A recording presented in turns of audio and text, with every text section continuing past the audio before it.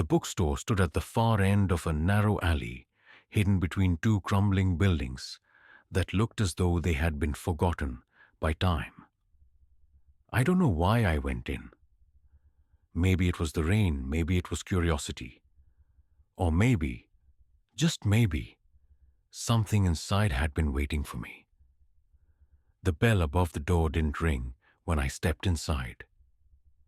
The air smelled of old paper, ink, and something faintly metallic.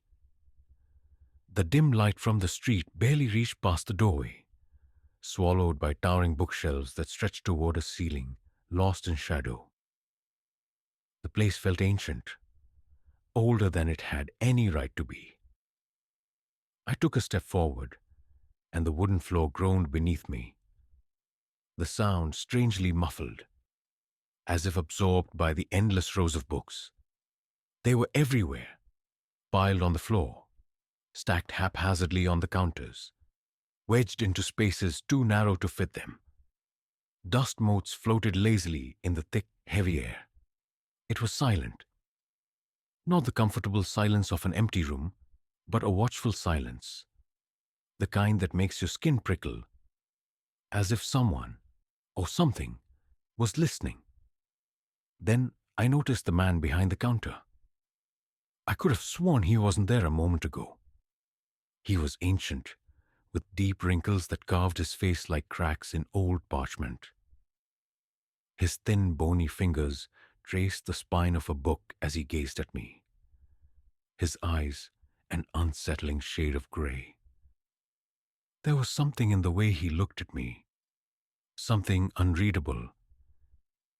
"You're looking for something," he said, his voice barely above a whisper.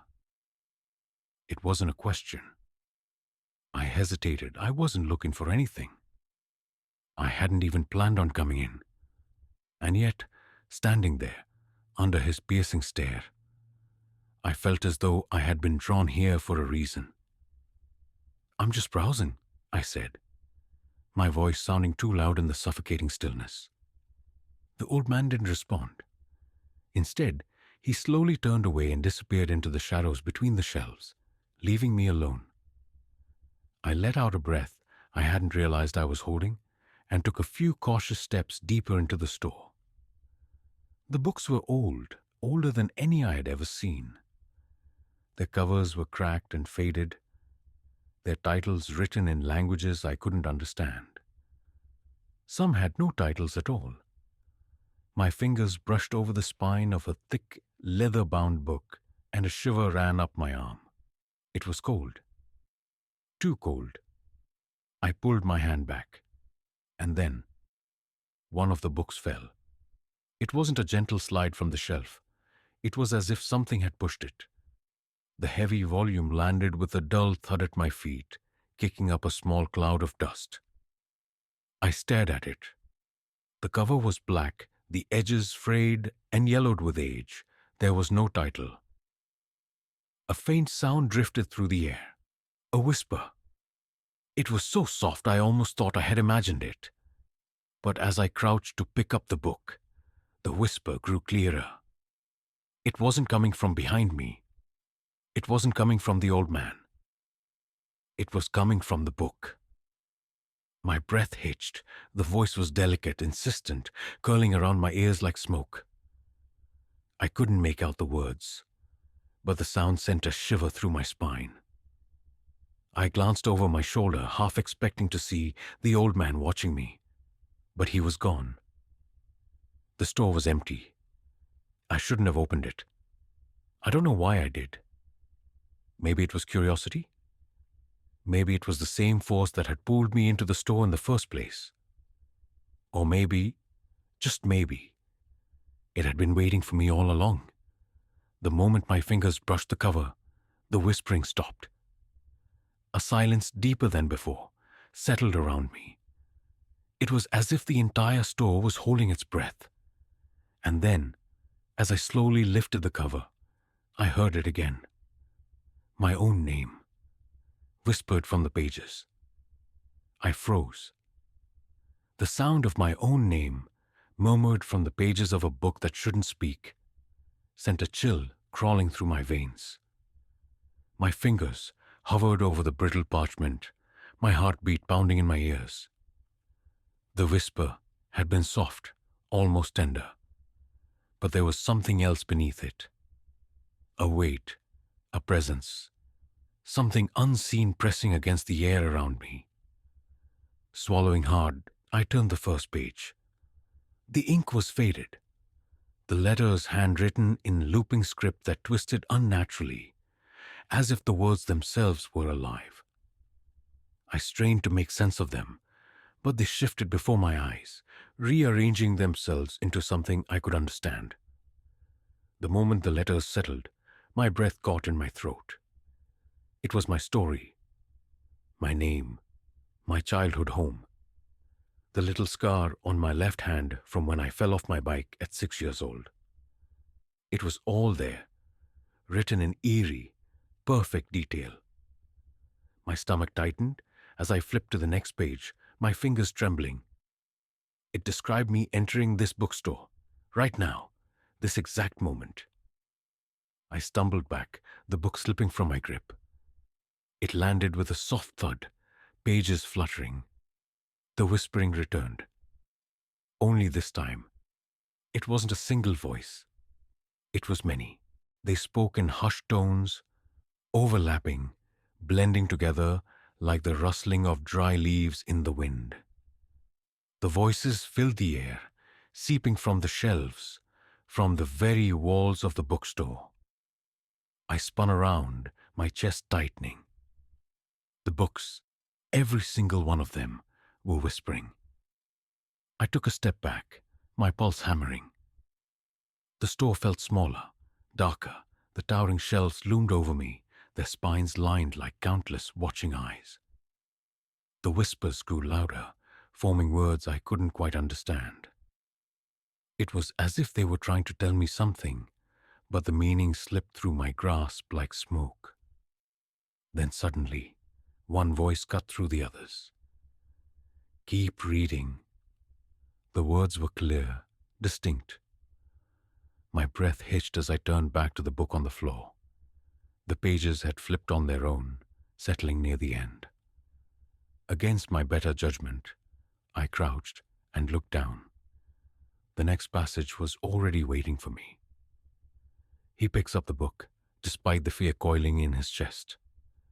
He knows he shouldn't, but he does. And as his eyes scan these very words, he realizes he's not alone. A cold, prickling sensation crawled up my spine. I didn't dare look up. The air around me had changed, thickened, as if something unseen was standing just behind me, watching, waiting. Slowly, carefully, I turned my head. The bookstore was empty, or at least it should have been. But the shadows between the shelves seemed deeper now. The air felt charged, heavy, with something unseen. The whispering had stopped, but the silence wasn't comforting. It was expectant. And then, from somewhere deep within the store, the old man's voice drifted through the darkness. "You should leave now, before it's too late." I didn't need to be told twice. I turned, heart pounding, and hurried toward the entrance. The old wooden floor groaned under my steps. My fingers grasped for the doorknob, cold, unyielding. I twisted it, pulled. The door wouldn't budge. Behind me, the whispering began again. And this time, they were laughing. The laughter was soft at first, a quiet murmur threading through the air like a distant breeze. But as the door refused to budge under my grip, it grew louder.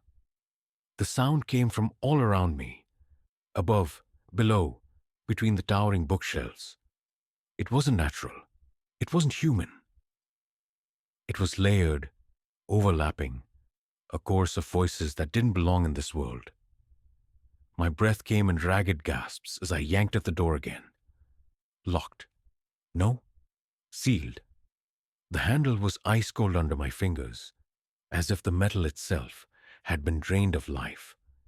My pulse pounded in my ears, drowning out the whispers that still slithered through the air.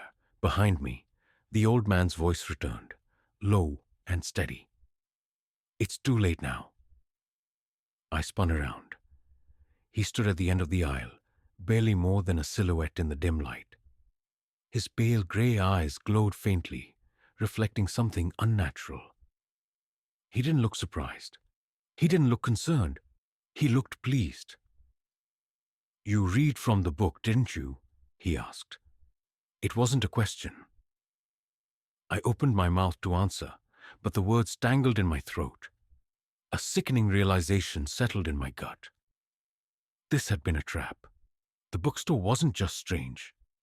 It was alive, and it had been waiting for me. The old man stepped forward, his frail frame moving with an unnatural smoothness. They always do, he murmured. Curiosity is such a dangerous thing. A gust of cold air swept through the store, rustling the pages of the open book on the floor. The words on the pages shifted, twisting and reshaping themselves into something new, something final. He thought he was just a visitor, just another lost soul stumbling into a forgotten place. But the bookstore had chosen him. It always chooses. I took a step back, and just like the others before him, he will never leave. I slammed my hands against the door, pounding with all my strength. The wood didn't even tremble. The store wasn't letting me go. A slow creeping sensation slithered up my spine, the unmistakable feeling of something standing right behind me. Not the old man, something else. The shadows at the edges of the store thickened, deepened, shifting in ways they shouldn't. The bookshelves groaned, as if straining under some unseen weight. The very walls seemed to pulse, breathing in a way that no structure should. I turned my head just enough to see. There were figures in the darkness, tall, thin silhouettes pressed between the shelves, their bodies draped in tattered black cloth that rippled as if caught in an invisible current. Their faces, if they had any, were hidden in the depths of their hoods, but I felt their eyes, empty, hollow, hungry. I tried to move, but my limbs refused to obey. My body was frozen, locked in place by some unseen force. The laughter had stopped.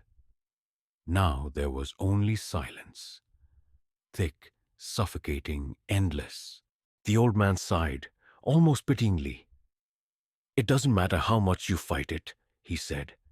They always take what they are owed.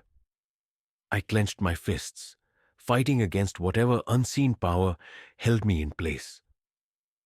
What is this place? I forced out, my voice barely more than a whisper. The old man's lips curled into something that wasn't quite a smile. A library, he said simply. A collection. A record of those who wander too far from the world they knew. I didn't understand at first. And then, my eyes dropped to the book still lying open on the floor. The pages had changed again.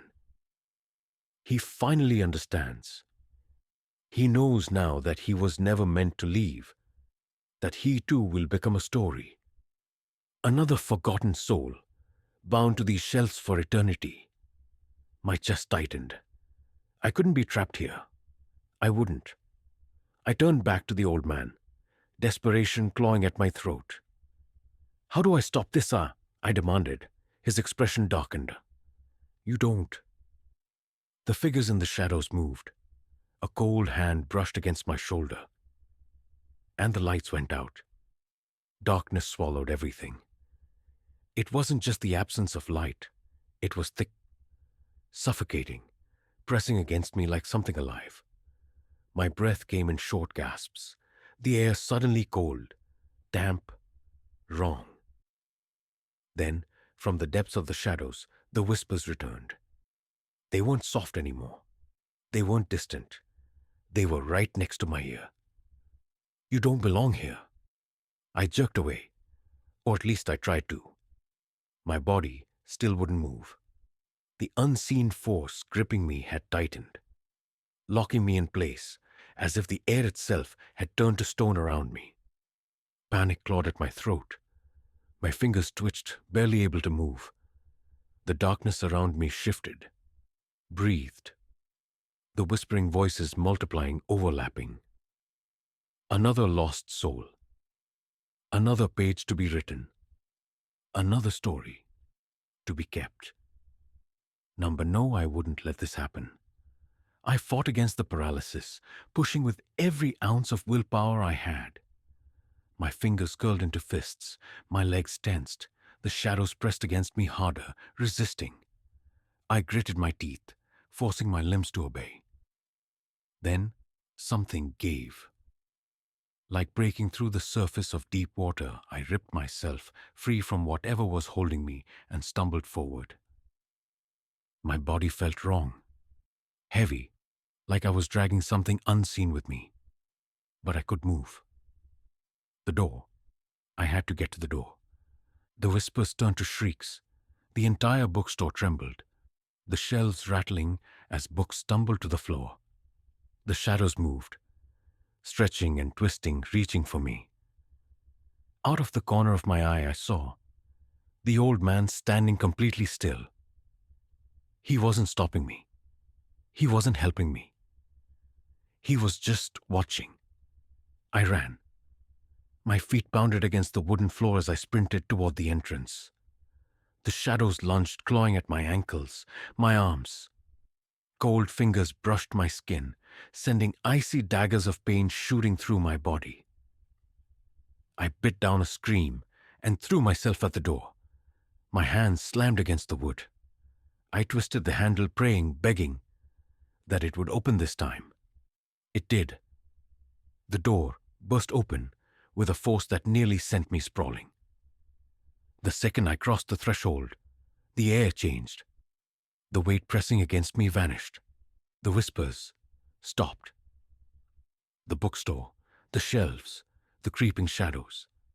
Everything behind me fell silent. I turned around. The store was still there, but something was different. The shelves no longer seemed endless.